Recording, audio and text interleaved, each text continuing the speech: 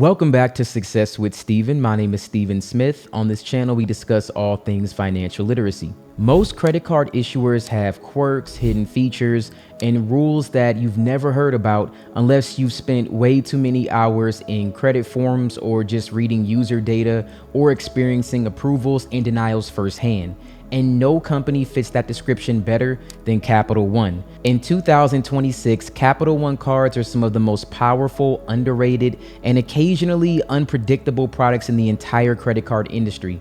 Now, whether you love them, avoid them, or fall somewhere in the middle, one thing is undeniable: understanding that rulebook can massively change how much value you get from their cards. So today, I'm going to break down 10 Capital One credit card secrets that most people have never heard about. And once you understand these, you will use your cards differently, you'll apply differently, and you'll redeem your points completely different. So without further ado, let's get right into the video. So let's start with secret number 1. If you apply for Capital One cards, you are very likely going to see 3 hard inquiries appear on Experian, Equifax, and TransUnion. That's not the secret, most of us know this. Most banks only pull 1, sometimes 2, but Capital One is the king of the triple pull.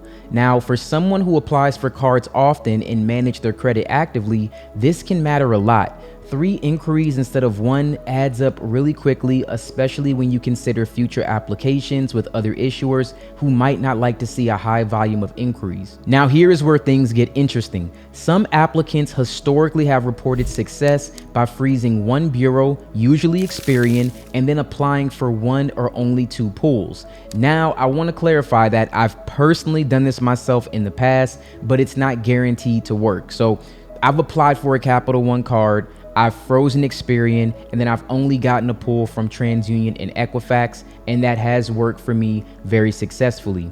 But it's not just me that it's worked for, it's actually other cases that when freezing Experian, it prevented the bureau from being pulled while the other 2 were still able to go through. Now, if you try to freeze, like let's say Equifax or TransUnion, in addition to Experian, it doesn't work. You have to at least pull 2 from what I can tell. Now, once again, this is at your own risk, case by case. I mean, it's not a big deal if you were willing to get 3, if you only got 2. Worst case scenario, you'll get 2 and they may ask you to call, and then you'll have to do the 3rd hard pull. So if you want to reduce your inquiries, this is one of the few known workarounds. I also have a step-by-step guide on removing hard inquiries from 2024 and 2025. They still work, but time frames have been increasingly longer.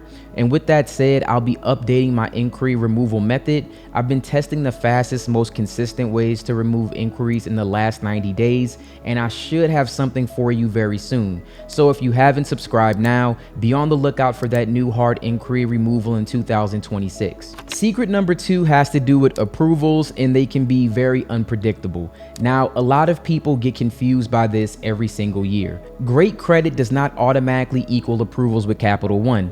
In fact, there are long-standing data points where high-score applicants with excellent credit profiles still get denied, while someone with less established credit is approved instantly. Capital One's underwriting is notoriously algorithm-driven, and it's one thing that's very unique about them, and there's no reconsideration at all when it comes to Capital One. I once applied for a Capital One venture and was denied despite having good to excellent credit at the time. So of course, I reached out to customer service for a reconsideration, and I was told that I was denied because I had too many active credit cards. The representative then told me I could move forward with the reconsideration, but that it would result in 3 more hard inquiry pulls and a decision would be made in 1 to 2 days. And personally, I would never ask Capital One to run my credit again with additional hard pulls because, again, they're mostly driven by algorithms, which means that they don't really have control over what the outcome is. And once they tell you you're denied, from at least what I've seen, you're pretty much denied. If anyone has had success with reconsideration with Capital One,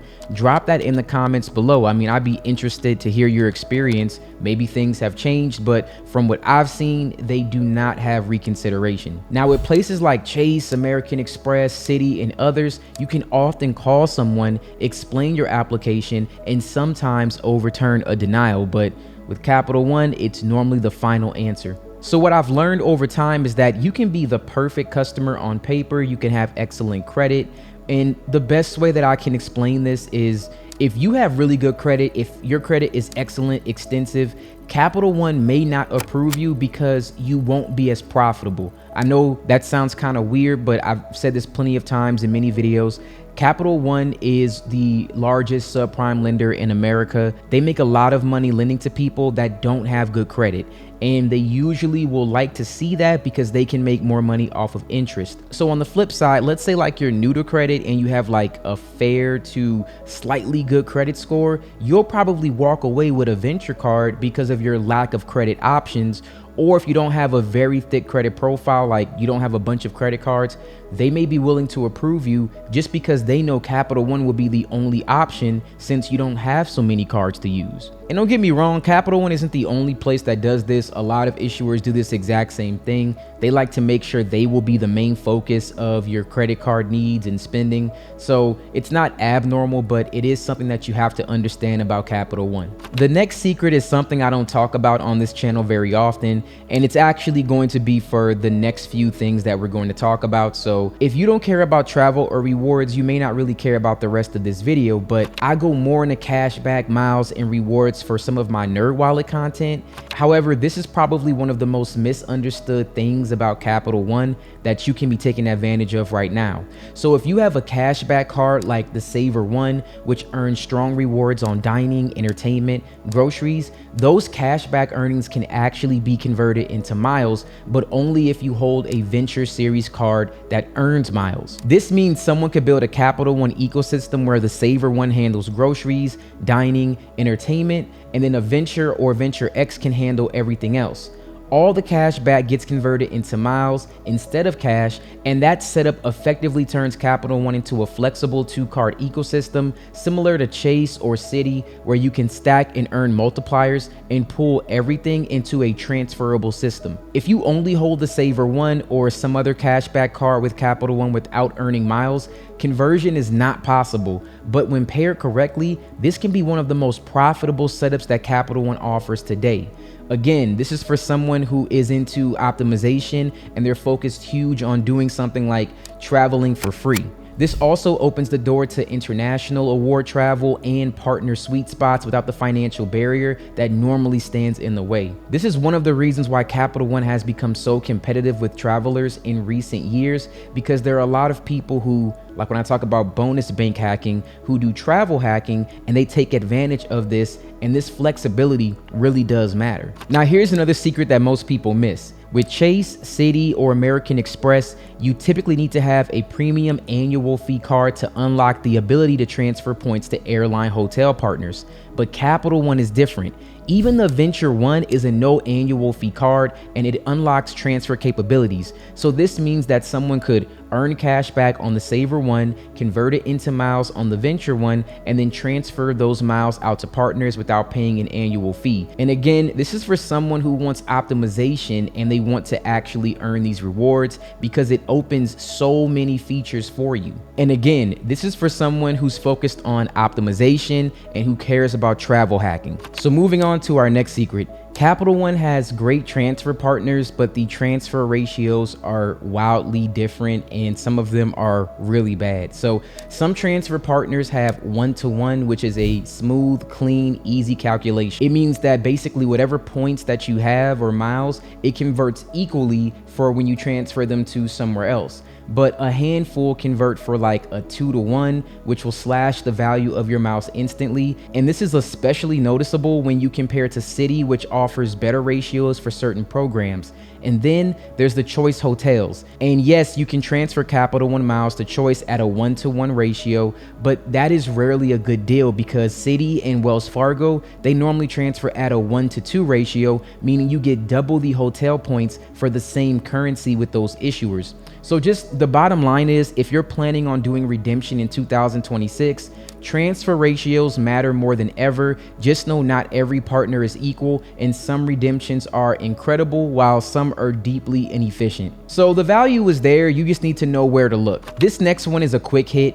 Capital One allows you to redeem miles for 0.5 cents each in cash back, and that is one of the lowest redemption options available that you will ever see in the credit card industry. So if you redeem your rewards that way, you are literally cutting your value in half. And if you want a cash equivalent redemption, the transfer eraser feature allows you to redeem miles against travel purchases for a full cent per mile, which doubles the value instantly. It's not as strong as some of the other transfer sweet spots, but it is dramatically better than half a cent cash redemption. Miles are worth real money when used well. Half a cent is never the move. You never want to do that when it comes to redeeming these miles. Now, this next secret is a gem that most people never hear about. With Capital One, you can transfer miles to another customer's account directly, meaning you can actually send points to a spouse, a family member, or anyone else that has a qualifying card. The catch is authorized users cannot transfer points to themselves. And if you are an authorized user on someone else's Venture X, you can use the benefit, but you cannot move miles out into your own account. Only the primary card holder controls the points, but if two people each hold their own Capital One card, pooling points becomes incredibly powerful. Families do it, travel partners do it, award hackers do it all the time, and this flexibility is rare and it's extremely valuable. Now, this next secret is kind of an update to some information that I've had over the last few years. In the business credit world, to me, this is a huge deal. Some Capital One business cards, like the Venture X Business, do not report to your personal credit. So what I've learned is if the card is an actual charge card with Capital One, it will not report. If it has a credit limit, then it will report to your personal credit, which means it won't impact like your personal utilization, your personal credit age metrics. And this is what people refer to sometimes as like a ghost card, but really it's with, again, most of the credit cards that you use for business. Capital One was one of the few cards where their Spark cards normally report to your personal credit. But just know if you were to do something like the Venture X or any of their cards that is a charge card, it will not report to your personal credit. However, negative history is still reported, so if the account becomes delinquent, like most business credit cards, it will get reported. So it's not like a free spending pass tool that you can just do whatever you want with. You have to make sure that you use the account properly. If you don't, then it will report. But for someone who's trying to strategically build credit while also scaling a business, this could be a game changer. I'm not a big fan of Capital One cards, but if you were someone who was using this for travel, and I've been using things like My American Express lately. What I can say is if you want a really good card for travel and it be business related, the Venture X is definitely a card that you want to have. Another secret that a lot of people don't realize is that the Venture X card quietly offers the best rental car insurance setup on the market. It includes primary collision coverage, which means if something happens, the card's insurance triggers before your personal auto policy gets involved. That alone saves premiums, but the real hidden value comes from complimentary Hertz President's Circle status, which gives you access to better cars, shorter lines, smoother pickup, potential upgrades, and better rental availability. In airports where rental lots are chaotic, this perk feels like something incredible. Again, I've just noticed this when I started to travel.